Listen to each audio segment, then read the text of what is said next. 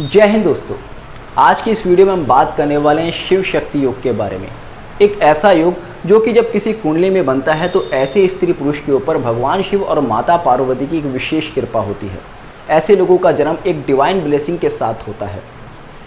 ये योग है जब किसी कुंडली में शनि, चंद्र और मंगल युति से, दृष्टि से अथवा त्रिकोण से संबंध बनाते हैं। इस योग के क्या सकारात्मक और नकारात्मक परिणाम हैं और क्यों इस योग को शिव शक्ति योग कहा गया है, इसी पर हम बहुत ही डिटेल में डिस्कस करेंगे। देखिएगा, मैंने अपनी पिछली शनि चंद्र युति वाली वीडियो में आपसे कहा था कि जब भी किसी कुंडली में शनि चंद्र का संबंध बनता है तो नाड़ी ज्योतिष में इसको अर्धनारीश्वर योग कहा गया है। एक ऐसा योग जिसमें जन्म लेने वाले व्यक्ति के ऊपर भगवान शिव की एक विशेष अनुकंपा होती है। इसके कारण क्या है? देखिएगा, ज्योतिष में शनि को भगवान शिव का कारक माना गया है और चंद्र को माता पार्वती का कारक माना गया है। जब शनि और चंद्र किसी कुंडली में मिलेंगे या दृष्टि संबंध बनाएंगे तो ऐसे में आप मान सकते हैं कि इस व्यक्ति के ऊपर शिव और पार्वती दोनों की विशेष कृपा है। इस कुंडली में शिव और पार्वती साथ हैं या एक दूसरे को देख रहे हैं। अब किसी कुंडली में भगवान शिव और माता पार्वती अगर साथ होंगे तो सीधी सी बात है, ऐसे व्यक्ति को उनकी विशेष कृपा प्राप्त होगी।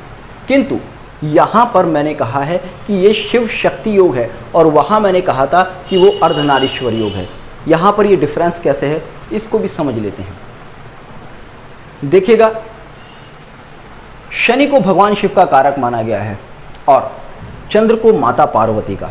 किंतु शनि चंद्र का जब संबंध बनता है तो वो एक भगवान शिव और माता पार्वती का सौम्य स्वरूप है।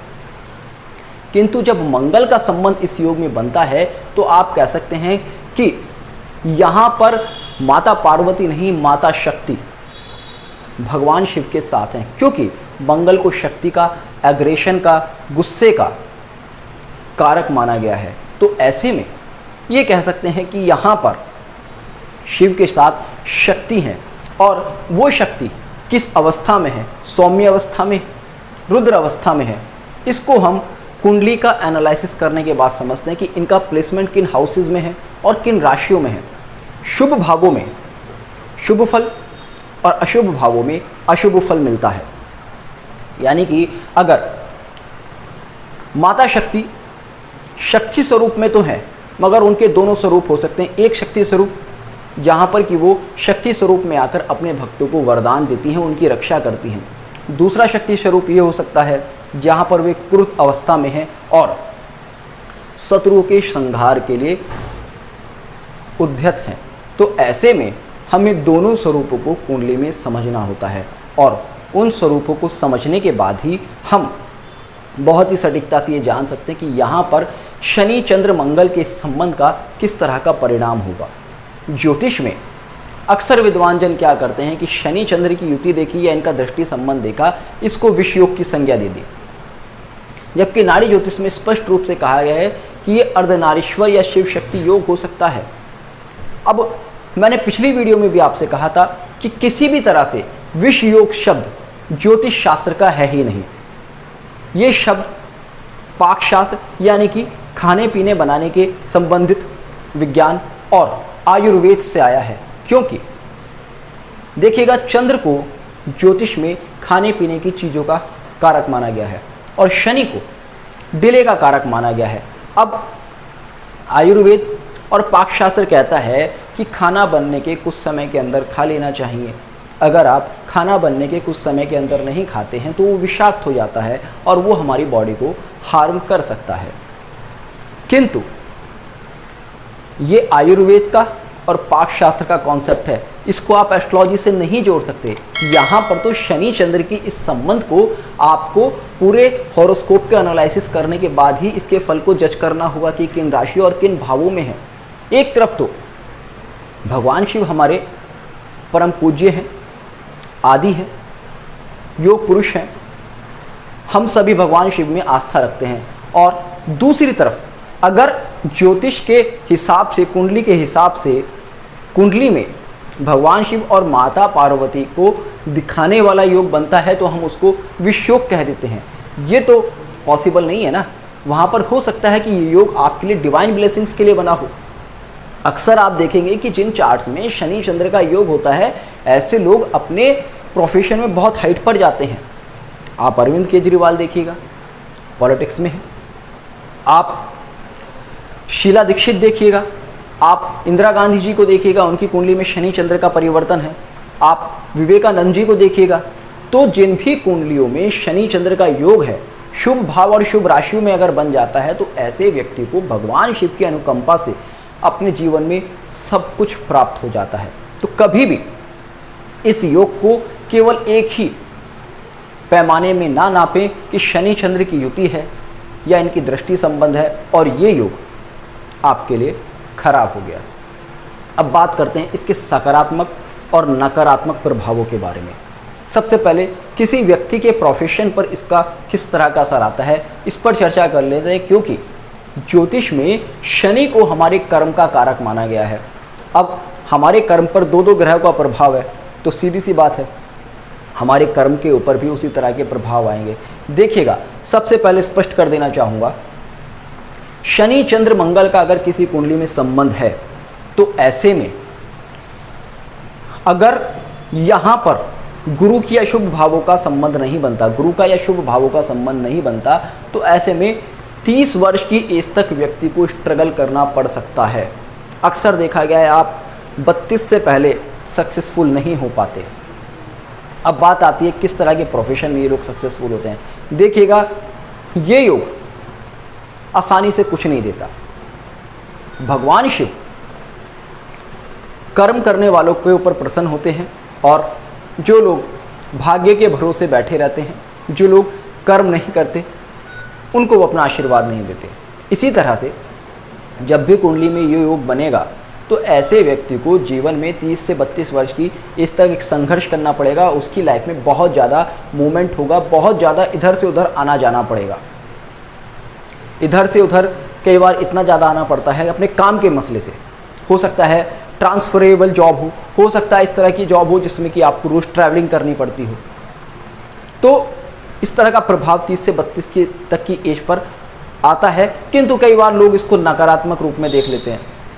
अब देखिएगा, शनि है, चंद्र है, मंगल है, बिना आपकी परीक्षा लिए तो आपको कुछ देगा नहीं। 30-32 तक की एज तक आपकी परीक्षा लेगा, आपको संघर्ष कराएगा और फिर आपको जो चाहिए वो दे देगा। अब यहाँ पर मान लीजिएगा शुभ भावों में योग बनता है, तो हो सकता है आके आपको 30-32 तक बहुत ज़्यादा स्ट्रगल भी ना कराए। तो सबसे पहले तो कि ऐसे लोगों को एक्सपोर्ट इंपोर्ट रिलेटेड वर्क में बहुत ज़्यादा फ़ायदा होता है। ऐसे लोगों को एग्रीकल्चर रिलेटेड आइटम्स में बहुत ज़्यादा फ़ायदा होता है, क्योंकि चंद्र एग्रीकल्चर रिलेटेड आइटम्स को शो करता है। ऐसे लोगों को ऐसे वर्क में बहुत ज़्यादा फ़ायदा होता है जिसमें कि वो एक जगह से दूसरी जगह ट्रेवलिंग रिलेटेड वर्क्स में बहुत ज़्यादा फ़ायदा होता है। ऐसे लोगों को नेवी में बहुत ज़्यादा फ़ायदा होता है। नेवी में ऐसे लोग बहुत आसानी से आ सकते हैं। पॉलिटिक्स में ऐसे लोगों को अक्सर बहुत अच्छी सक्सेस मिलती हुई देखी गई है, क्योंकि मंगल एडमिनिस्ट्रेशन है, चंद्र क्वीन है और शनि हमारा कर्म है। हमारे कर्म पर एडमिनिस्ट्रेशन और एक रानी का प्रभाव आ गया, चंद्र पब्लिक है, प्रजा का सपोर्ट आ गया। तो ऐसे में पॉलिटिक्स के थ्रू भी ऐसे लोगों को बहुत ज़्यादा फ़ायदा होता है। किंतु जैसा मैंने आपसे कहा कि आरंभिक जीवन में ये योग कई बार काफ़ी स्ट्रगल दे देता है। इस वजह से लोगों के अंदर इस योग की वजह से निराशा का भाव आ सकता है। इसलिए बहुत सारे लोग कहते हैं कि शनि चंद्र का योग किसी कुंडली में है तो ऐसा व्यक्ति डिप्रेशन में होगा। ऐसा बिल्कुल नहीं है। 30-32 की एज तक क्योंकि ये बहुत ज़्यादा स्ट्रगल करा देता है, तो वहाँ पर इस वजह से थोड़ा स्ट्रगल की वजह से आपके अंदर एक निराशा का भाव हो सकता है। किंतु जब ये देना शुरू करता है तो वो भी ख़त्म हो जाता है। एक टाइमली फेज़ आपके साथ आ सकता है कि आप निराश हो जाओ, गंभीर हो जाओ। हाँ, इस योग की एक नेचर है कि ये व्यक्ति को गंभीर भी बनाता है, क्योंकि चंद्र आपका मन है और शनि गंभीरता का अपने आप में कारक है। तो व्यक्ति को गंभीर बना देता है, सेल्फ सेंटर्ड बना देता है। ऐसे व्यक्ति को अकेला रहना बहुत ज़्यादा पसंद होता है। ऐसे व्यक्ति को कई बार होता है कि मुझे पब्लिक में, सोशल लाइफ में बहुत ज़्यादा इंटरेस्ट नहीं है। ऐसे लोगों को पूजा पाठ में कई बार काफ़ी इंटरेस्ट होता है, मेडिटेशन में काफ़ी इंटरेस्ट होता है। घंटों घंटों तक हो सकता है कि ऐसे लोग एक कमरे में खुद को बंद करके मेडिटेशन करें। ऐसे लोगों को अपने वर्क प्लेस पर एक और प्रॉब्लम आती है। वो आती है कि अक्सर ये लोग अपने बॉस के साथ, अपने सीनियर के साथ बहुत ज़्यादा एडजस्ट नहीं कर पाते और वहाँ पर उनके पंगे चलते रहते हैं, जिस वजह से भी इनको कई बार जॉब छोड़नी पड़ जाती है या फिर इनके ट्रांसफ़र्स हो जाते हैं। तो अगर आपके कुंडली में योग बन रहा है तो आपको चाहिए कि आपको अपने गुस्से पर कंट्रोल करके रखना है, अपने बॉस के साथ, अपने साथ के लोगों के साथ बना कर रखनी है। अगर आप ये करते हैं तो ऐसी स्थिति में आपको ये योग कभी भी नुकसान नहीं देगा। अब ये योग मान लीजिएगा छठे भाव, अष्टम भाव या 12 भाव में बन रहा है, या ये भाव किसी कुंडली में बहुत ज़्यादा एक्टिव है तो आपको सर्जन भी बना सकता है। तो इसलिए मैंने आपसे कहा कि देखना होता है कि योग किन भावों में, किन राशियों में बन रहा है, क्योंकि 12 भाव 12 राशियां हैं हमारे पास। इन 3 ग्रहों के अलावा भी हमारे पास 6 ग्रह बसते हैं, तो उनके प्रभाव भी देखने होते हैं। यहाँ पर मैं आपको इस योग के जो जर्नल इफेक्ट्स देखने के लिए आते हैं वो बता रहा हूँ। किसी फीमेल की अगर कुंडली में योग बनता है तो क्योंकि मंगल यहाँ पर है तो उसके हस्बैंड की लाइफ के ऊपर भी इसका कई बार काफ़ी इफेक्ट आता है।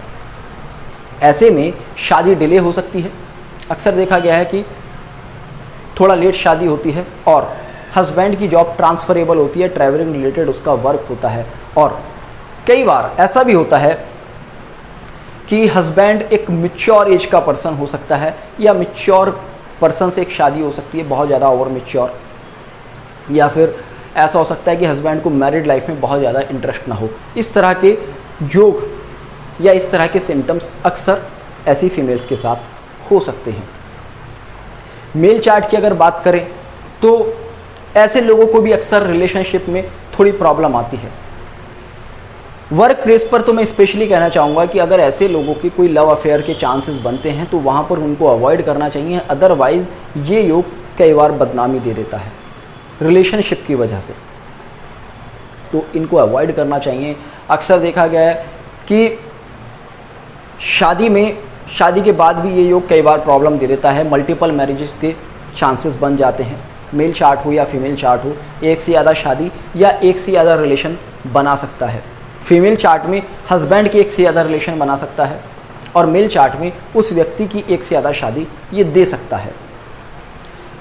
अगर हम हेल्थ वाइज इस योग को एनालिसिस करें तो किसी पुरुष के चार्ट में अगर देखें तो जैसा कि मैंने आपसे कहा कि ऐसे लोगों को कई बार मैरिड लाइफ में, सोशल लाइफ में बहुत ज़्यादा इंटरेस्ट नहीं होता, तो इसलिए कई बार कहीं ना कहीं उनकी पौरुष क्षमता के ऊपर भी ये योग प्रभाव डालता है। ये योग बचपन में टाइफाइड और बड़े होकर लंग्स से रिलेटेड प्रॉब्लम दे सकता है। ये योग ब्लड रिलेटेड इश्यूज़ किसी व्यक्ति को दे सकता है। तो इन इश्यूज़ के लिए, इस तरह की प्रॉब्लम्स के लिए ऐसे लोगों को सावधान रहना चाहिए। और पैरों से रिलेटेड प्रॉब्लम्स भी अक्सर इस योग वाले जातकों को देखी गई है। और जैसा कि मैंने आपसे कहा कि स्ट्रगल की वजह से ऐसे लोग कई बार निराश हो जाते हैं, तो ऐसे लोगों को निराशा में नहीं आना है, अपने आप को पॉजिटिव रखना है। उनको एक ही बात सोचनी है, भगवान शिव की, माता पार्वती की बहुत ही बड़ी कृपा उनके ऊपर है। वो केवल और केवल आपकी परीक्षा ले रहे हैं और एक समय बाद उनकी ब्लेसिंग से आप अपने जीवन में एक बहुत ही बड़ा मुकाम पाएंगे। तो यहाँ पर आपको, आपके माइंड को, आपको यहाँ पर अपनी निराशा को कंट्रोल में रखना है और हमेशा कोशिश करनी है कि आप पॉजिटिविटी से भरे रहें। अगर आप पॉजिटिविटी से भरे रहते हैं तो डेफिनेटली ये योग आपको जीवन में एक नई ऊंचाई दे सकता है। बहुत सारे ऐसे चार्ट एनालिसिस किए हैं जिनमें कि शनि चंद्र मंगल के संबंध थे और इसी वजह से वे लोग अपने जीवन में ऊंचाइयों को छू पाए।